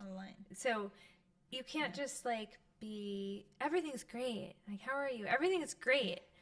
Well, it's good that you said that it's great, but if you don't really believe that it's great, then there is something about performative. Like, is that the word? Yeah. Yes, and there's the saying, fake it till you make it. Yes and no, because here's the thing. It's true that there are a lot of positive people, but they're going through a lot. Their feelings are like crazy intense. It's like, you cannot just be positive. It's true. And it's not, when I say I'm positive and all that, it's because naturally now I can see the beauty on everything. Even in the moments that are not so easy, I can see that there is beauty behind it. I just had to go and find it. And it doesn't take me that long to find it. It's and happening that's why I can for celebrate it. Yeah, I can celebrate even faster or sooner. But I will not deny myself the right to feel the emotion of sadness, of anger. So when I feel sad, I give myself the space to feel sad. It's like, and I tell myself it's okay to feel sad because it does hurt, and I can feel it. So it's okay to feel sad, and I allow myself to feel sad. When I learn how to do that, at the beginning it will take me a long time because yes, there was a lot of sadness and the thoughts and the memories from the past and all that. It was a lot, so it will take me a long time to feel that sadness. I feel like I'm going through that right now. Yes. I only recently, maybe it was from you, I don't know. Zumba. Only, yes. Yeah, Oh my Open God. it up. Okay, everybody. I did 2 sound baths with Judy and with the tuning forks, and both of them were incredibly transformational. Did you read my review that I wrote out for you? Mm-mm. You didn't? Okay, I wrote you a good review. Oh, thank you. But I mean, it was absolutely magical the first time. The second time, okay, magical in the most amazing, like, what? The wonderfulness, like euphoric, wonderful. And the second time around definitely was more like energy clearing. Like, oh, there were some things related to the first one. The pain associated with this euphoria, like everything's in balance and everything that happened for me. But like this second sound bath is just very much feeling like it's unearthing emotions. And I think I've been very much stoic and very much a martyr in a lot of things. And as a single parent, and there's just been a lot that I've had to do by myself. And I feel frustrated, and sometimes I feel angry. Not super angry. I'm not an angry person, but I've always been a super positive, like so positive. In fact, even today I was going through like old Instagram posts and I almost cringed at my like toxic positivity because I was so like, oh, everything's great and love and laughter, everything. But like on the inside, there were difficult things that I kind of didn't even acknowledge for myself because, you got to carry on, especially when you're raising 4 kids by yourself. It's like you got to put your foot forward. And I was very much out there trying to heal the world while on the inside I had a lot of difficulties. And I think now that my children, I've got 2 of them have grown and are out of the house, and I've got one that's 18 and one that's 16, stuff is coming up. And it's like old pain and some old stories, and then watching like my kids kind of grapple with like, wow, what happened? And like asking myself, did I make the right choices? And, so like, I feel like, of course, it's also Mercury retrograde right now, which is a reflective time. But this last sound bath like has really shaken me up a little bit, I think. But again, I do recognize it's all happening for me. So the first sound bath, I walked in this room. It was a sunny day, just like today. I looked up. I was really excited. I was on the verge of making 2 massive decisions, okay? Moving my home and potentially shutting down A-Milk the way that I was running it and moving it into a totally different like retail concept.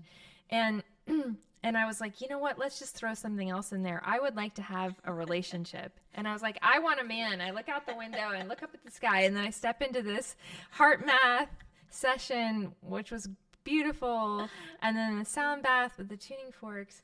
And I'll be darned if within like how many days? Then you said 3. 3 days, I met someone. And it was significant and it was magical and he was amazing. It was amazing, and it was an amazing time for however long we got to be together. But I just couldn't. It made me realize that when you speak a truth and you feel the truth, anything is available to you. Like any outcome is available to you. If you believe, like, you can't be like, oh, but it's never going to happen. Like, I was just like, and you know what? Well, let's just throw that in. Oh, I'd like a man. Ta-da! Literally like that. Ta-da! Here you go. 3 days later, and it wasn't just any man. It was like a great man, like a wonderful man, and it was wonderful. We'll get into why that didn't work out later, but or we won't. But anyway, and now I'm like the second time around. I had a clear intention about wanting to create a different business, or like I love A-Milk. But I'm ready to birth something new. And I'm ready to see, like, so trying to figure out, like, how to transition or who can step in to keep what I'm doing going so I can step into something else. But it's kind of like what you were saying earlier, and I don't know if the mic was on when you were telling this, but you're like, I just do things. Like, I don't know how I'm going to do it, but I'm just going to do it. I think I haven't been doing that. Like, I think I've been playing small. And I think I've been playing small for a while and being afraid, like, oh, but there's so much risk involved there. And what if it doesn't work out? But it's not going to work out if you don't do anything. Like, if you don't make a step forward, if you don't just try. Like me, even, it's kind of funny. Like, I think I might do a cleanse. Judy's medical medium. Ta-da! And then you get the body you've been wanting for the last 10 years. Ta-da! It's back. Not 10 years, but you know what I mean? And then, like, now I'm like, I wanted to start a podcast. I've been wanting to start a podcast. I don't know how to start a podcast. I don't know what equipment I need. I don't know how to do it. And now I've got I'm witnessing how to do this. And I'm like, oh, there's a blueprint for this. Thank you, universe. Now I can physically see the things that are involved in this. So it's like it's materializing. But you definitely do have to like step into it and say, okay, I'm just going to do this. And I am going to do it. Yeah. I am scared. I'm not going to lie. I'm scared. The financial side of it, when you don't have a big fat cushion, is terrifying. But that's why my daughter was scared. I guess she was scared for me because I'm not making any money. How are you going to pay your rent, Mom? But again, like I told Brian and I told my daughters, I've been doing the work. And when we do that internal work 24/7, the universe really comes back to you in such a beautiful way. And in my life, he has sent me, Brian, which we talk about it, an amazing friend. I realized, again, he's my best friend for sure, because no matter what, we might not be able to connect romantically in the level that we both want in a sense, but as a friendship, it's the most powerful friendship that I ever had. And he's been there for me all the time, helping me out with money and things like that, which again, it's interesting because I've been wanting to do this on my own. And I'm very much like that too. Things. Yeah. So stubborn. I want to do it by myself. But the more we do it that way, the less it works. So I was just like, okay, I need to accept what it is because I've been doing my work and the universe is bringing me this person that is just giving me the things that I need so I can concentrate on what I really want to do. And that's my book, the sound bath, which I love. Finally, I found that thing is like, I'm so passionate about it. And you're so good at it. And I want to do the same thing that you do. It's like, I just want to help people remember who they are.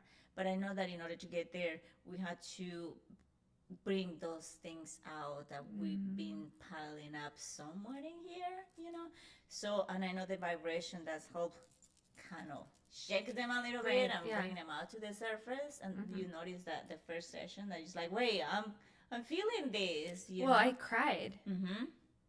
I woke up in the middle of the night and just sobbed and and I started laughing because I wasn't having a dream. I didn't know why I was crying. Yeah. But that was the first time we did it. I haven't cried the next time. No, but it's been amazing to see everyone is different depending on where they are with themselves and their intention before the session. Yeah. I did one to Samantha too the other day. It's like, oh man, this one is getting to me. The body could not stay still. She was popping her body, her neck. It's like, I'm feeling it. I feel like the body really didn't want to be there. We have so much resistance. Yes.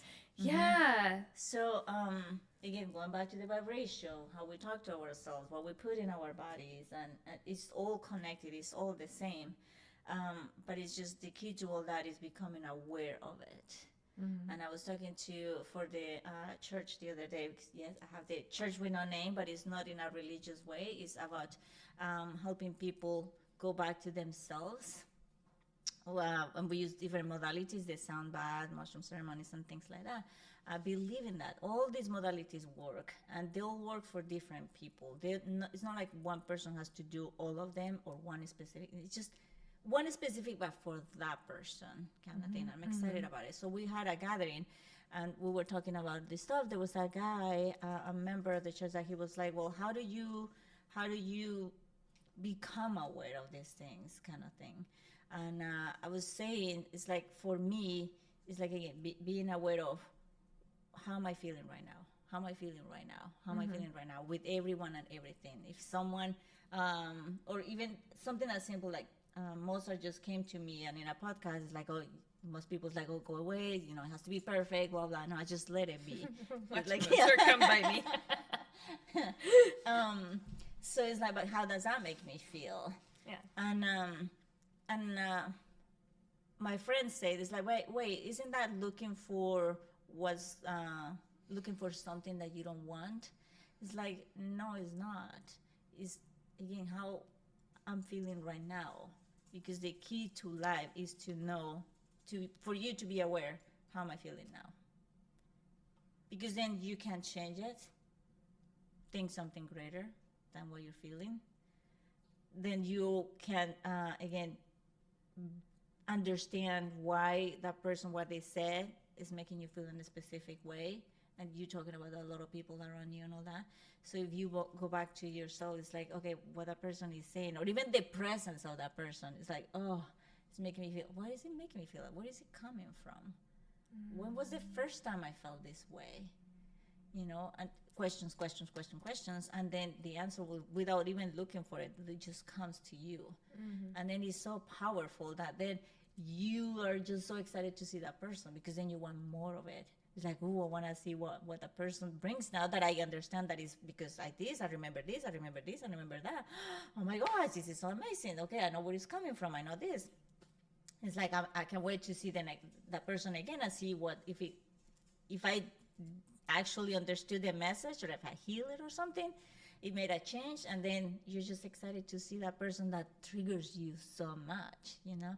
And then when that person comes in reality, it's like there's nothing other than love for that person, because now you understand that that person triggered you or hurt you just so you can experience a greater truth of it, or some type of magic. And that's powerful. And just knowing that, I can love that person even more so, right? Or that person, you will never see that person ever again. For more than you try, I want to see. It's like you go to where they work, it's like they don't work anymore. It's just that person or that thing doesn't serve you anymore. You got the message. And because you got the message, there is no need for that again. Right. But in order to do that, become aware of that, we have to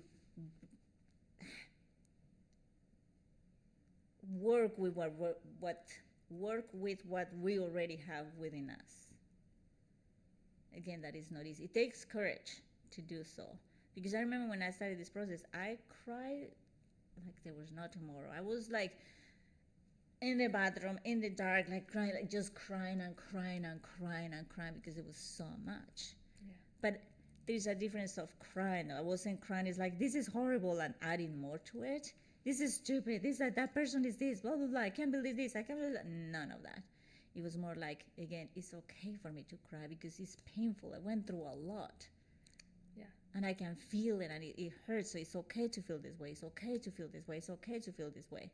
And more will come out, and it's okay to feel this way, until there was nothing else. And it's like, oh, wait. Oh my gosh, this feels so good. It's like I had really brought so much out.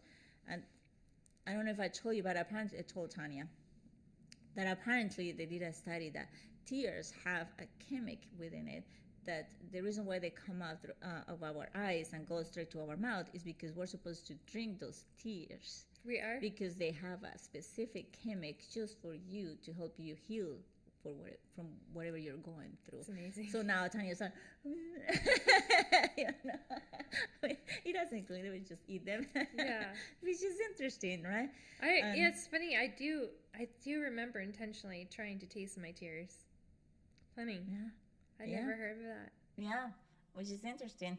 And so if we cry in that way, and I had my mom doing it one time, she's like, Mom, if you start crying, or that's it, if you start crying, I'm not going to tell you, stop crying, it's okay. No, I'm just going to let you be and just cry it all out, pretty much, because I know the importance of it.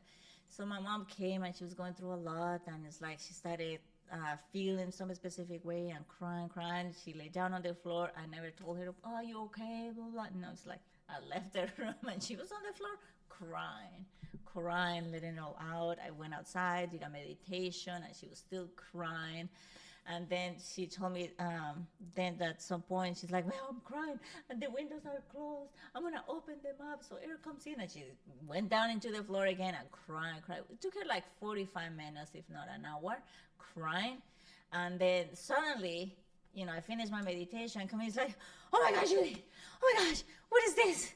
What is that? Judy, I don't understand. I'm so happy. I'm happy. I never felt this way. Oh my God, I'm so happy. What is this, Judy? What is this? I'm happy. And she started screaming and jumping. She's like, let's go for a walk. Let's go for a walk now. Let's go for a walk. Can we go for a walk? Let's go for a walk. And we went for a walk. And she was like a little kid skipping. Like, I'm happy. And I don't care. Well, little kids cry all the time, and then they do that. That makes a lot of sense. Yes. Because we really suppress that expression of our emotions. Yeah. It was beautiful to see. But again, it's different when we cry. It's like, oh, that person just hurt me. This is stupid. It's gonna make this hurt so much. I don't think I hardly ever cry. I rarely cry. I actually like to watch sad movies. Because I want to. Yes. Yes. I don't know. I don't know. Let's do more sound baths. Maybe that will maybe. I know, right? We are going to do a sound bath. We need to nail down the date, but I'd like to have you at email to do the sound bath sometime this month. Yes. So this has been awesome. I know, I'm glad this is we really did fun. it. Yeah, we went all so over the natural. place. Yeah, we didn't, just so everyone knows, we intentionally did not set a plan for the conversation. So we decided to just show up with however we were.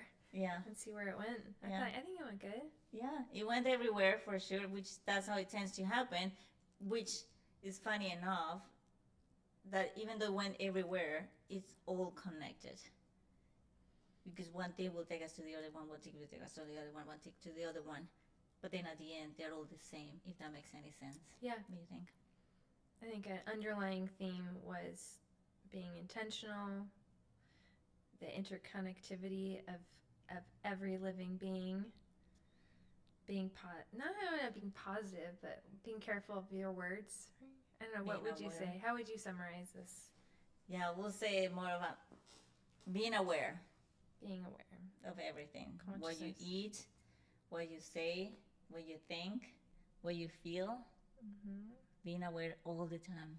No. So, who are your favorite authors that you like to read to help you come back to yourself if you're feeling like are there any books that you just keep pulling down to find nuggets of wisdom in? That's why I have all those books. I know you have a lot. I have a lot of books too, but not nearly as many as you. Yeah. Whatever gets my attention, I grab that. But when I really need a reminder of everything, of all this, which is the same thing, Dr. Joe Dispenza is my number one to go. I find his books Becoming Supernatural is so cerebral that I start to drift. Yeah. I mean, he's a man, and so he thinks and writes in a more scientific, less woo-woo way, more concrete, more evidence-based stuff, which I love, but I'm not a person that needs science evidence. I just believe it, I love that. Not too many people do that. You're one of the unique ones, because most people, science. That's why I love him too, because go check him out, because he has the proof, he has the science. Yes, yeah. So I love and men, I that. think that's really helpful for men to see another man, first of all, that's tapping into the ethereal, the spiritual. I mean, traditionally, that's a feminine practice. Yeah. Might have been called witchcraft at some point or whatever, but the connection, we literally are the portal between two realms when we birth spirits into this world, right? And men don't, we all have the masculine and the feminine in us, but I find him to be really unique because he stays really firmly in his masculine. He does not present as feminine at all, but his concepts are very spiritual. I don't know. You disagree? I see him differently. Okay. I see him as a whole, feminine and masculine, because I've seen how the people that he has helped heal, or they have healed themselves through meditation and following his meditations and things like that. But even writing the book, if I'm not mistaken, at the beginning of that book, Becoming Supernatural, he was afraid, so you're right at the same time, he was afraid to speak about that because he goes to the Wuwu level. Yeah, he would be discredited by his colleagues. Exactly. He will lose his credibility, his career, everything. And he kind of did. A little bit. I think he did. For the people that are not ready, and that's what the path that he was going to. That's how I see it. He was going towards the path, and I understand it now, and I want to take the same path. I want to help people that want to be helped. I want to help people that are ready. Yeah. Because trying to help people that are not ready is not easy and is not worth it at all, because they just don't want to. And it's okay. They're not doing anything bad. I find that I attract those people a lot, though.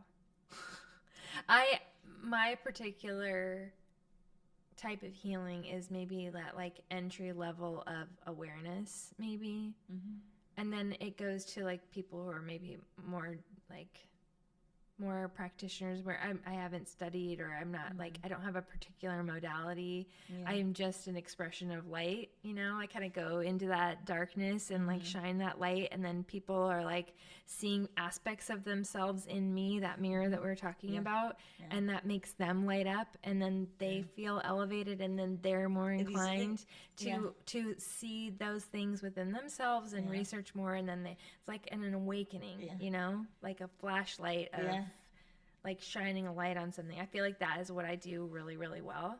And so I tend to get a lot of people that are not aware yet. Whereas if you're a healer, you don't want to convince someone to sit down for a sound bath. You don't want to convince someone to read this Eckhart Tolle book, right? You're like, you're either in or you're not in, right? Yeah. And I'm like kind of floating between. No, which I was in that space too, but then I had to make the decision. Yeah. I don't want more of that. They will still come into my reality, but I'm more there to listen, and whatever my intuition or whatever takes over and just says this. But with Dr. Joe Dispenza, I've seen a lot of the people when they give their testimonials of what they have done or how they have healed themselves and all that. And there was one in particular that was a guy talking what he was going through and how he was able to literally get better with his meditations and all that. But seeing Dr. Joe Dispenza embracing this man, another man, and hugged him and give him a kiss on his cheek, and really was so true. Yeah. That not a lot of men will do that. I think that's pretty masculine, though. I mean, like when you're strong enough, when you're in a healthy masculine, like you're not afraid to express yourself. There's a really cool Instagram account that I like. It's called We Are Man Enough, and it's just men showing themselves being tender, like allowing themselves to be like huggy, kissy, whatever. I love that. Dancey. It's awesome. I love it too. Because again, it takes courage for them to do that in a sense. So I don't know. I think that writing that book and putting himself out there, all the woo-woo stuff again, seeing beings and connecting with them or whatever, that's another level too. But it's cool that he was able to push himself to, okay, I'm just going to put it out there. Whatever happens, happens. So it's Dr. Joe. Yeah, Dr. Joe Dispenza. Obviously, medical medium. That's my other number one kind of thing. It's like, whatever he says, goes. For me. I don't know how it works, but it works. I tell everybody. It does work. Yeah, it does work. So when I hear people, hey, yeah, you should do this, just like, nah, let me check with with medical medium. And if he says yes, I'll do it. If he says no, sorry, I'm not doing it. I have to tell you, I mean, I lived and breathed the wellness space for like forever, right? And I followed every trend, and I followed the advice of Dr. Gundry, and I've done like all the different things, right? But the medical medium one, it's like he's a medium. He's a medium. He's a medium. He's not a nutritionist. He's not a doctor. He's just relaying information from a different field, right? That a different plane is coming through him. So like he's just the channel, right? He's just telling us. So why does it work? I don't know. All I know is it works. Yeah. If you follow it, like my brother who is like lives in the South and the land of deep fried chicken and beer, he has a lot of aches and pains, and everyone in my family can see that I've like slimmed down and I'm like reverse age and a lot of things, right? And I keep getting younger. There you go. See, this is, I keep getting younger. I don't know. I love it when you do that. I'm making it happen. So my brother's like, I went on a family reunion with all my cousins early October, and my brother's like, what is it you're doing? So he gets the book. He's 4 years older than me. And he's been juicing celery juice. He has a really hard time. No, I shouldn't say hard time. He was resistant to not having coffee first thing. But I was like, no, you just have to follow it. Like lemon juice, celery juice. Then if you have to have coffee, have it later. You know, that's what I do. He's like, in 3 days, my Achilles is healed. And my arthritis in my feet is gone. I know. So I don't know. I have to check in with him to see what he's doing now. Yeah. But like he wasn't even doing all the celery. I was like, so are you taking the big Costco bag and juicing all of that? Is that big, like 2-pound bag makes like 32 ounces of juice? He's like, what? Yeah. No. He was just doing like a few stalks, and so I'm like, okay, So I send him a picture. I'm like, you need this much, okay? You need to do at least 16 ounces in the morning. Yeah. So, it works. I think also it's back to the intention. Like, if you set an intention, I pulled out a clipping from a Free People, like, catalog, and this girl had, like, a thin abs and, like, a waist, and way younger than me, right? Uh-huh. And I've looked at that picture every single day. You should see what I have in my bathroom too. I've looked at that picture every single day while doing the celery juice, while doing the bananas, while doing like the lemon juice and stuff, and I've just watched myself go into that frame, that desired shape. So is it the medical medium? Is it my intention? Is it what is it? But it's my intention, your power, and my belief, because it's coming from God, spirit, source, whatever, an entity, a benevolent entity. I don't know, it works. It does work. It works. And that's why a lot of people, especially people that are not ready to make changes and don't want to believe in this, which is okay, I'm not judging them, it's where they are with themselves. They're the ones that tell me, you need to change. You need to talk to me differently. You need to do this. Like, no. Because the way they say it is like, I need you to change so I feel better. Because even if I change for you to feel better, you will never feel better, because that's not up for me to do so. It's your work, it's your thing to do. Now I understand that I'm going back to that, I'm triggering you, but it's not because I am hurting. It's because it's also already something within you that is hurting you. I just put it out into the light for you to see it and work on it. Me changing is not going to help with that, right? And so I will say no. And they're like, well, you're so close-minded. It's like, maybe, but I know I'm not. It's just I've seen too much. I've experienced too much. And now I know too much. I'm not saying that I know it all or I have it all perfected, but I have experienced enough and I know enough that I will not go back. I will not go back, because I feel better. I'm truly happy or happier. I'm definitely more loving, and I do love people in ways that I cannot even express. Everything, my whole life changed so drastically in such a powerful and magical way that when people tell me that you have to change and go back to what people are used to, it's like, I'm sorry, but I'm not. I love you too much to do that. And even when I was living at Brian's, one of his neighbors did say to me, it's like, yeah, you know what, Julie, you need to move out of here and you need to go and deal with your spiritual people. But I cannot be your friend anymore because you're not willing to change, so I feel better. It's like, yeah, I'm sorry. I love you too much to change, because I know that will hurt you even more so. So I'm going to go and find my spiritual friends. But I did move out. And the funny part is that later on, those same people are the ones that come to me. Now I'm ready. It's like, oh, yeah, now you're ready. Now we can talk. Yeah. But I also think, thanks to who I am and my love and my joy and my way of seeing life and things, have being that person has helped so many others. The ones that are ready to make changes or do different, because we're ready for different. And I love it. I love it. I love it. It fills me up even more so. And for them, and I even told her, and I tell everyone that says that, it's like for them, it's because of them that I will not change.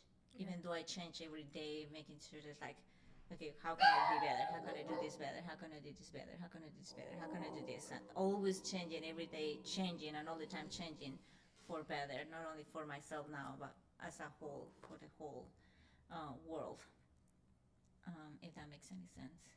So I love it. I love it too much to do that. Yeah, so this is good. Awesome. This was This was fun. good, right? This was fun. This was Would you really do it fun. again? Well, thank you so much for having me. No. Thank you for wanting to do this with me. I super was fun. so excited. Hopefully, it will resonate with some people Yes, and they'll enjoy it. I know. The right people. Yeah. I mean, If at you're least, listening to this, you're the right people. yeah. And this is what I do it. And again, with someone like you, that you're also seeing life so differently and caring for the world, and doing what you do, you know, Thanks. being passionate about what you do, which is huge. Finding my way Finding- imperfectly. Yeah. Imperfectly. but perfectly yet. Yeah. Yeah. So no, thank you, and we can do this again, because again, there's so much to talk about. We can do more and more and more. When I have a podcast, I will interview you, Okay. and I will have a specific set of questions. Is that It'll be more linear. Yeah. But who knows? Who Yeah, knows? who knows? But this was fun riffing. It was fun, huh? Yeah, super fun. Yeah, it's my first one doing it like this too, so It's good. This is really fun. It's really Yeah. fun. Let me I'm try. not usually like side profile-y, so we'll see. Thanks for tuning in, everybody. Yeah, thank you. Love you guys. Bye.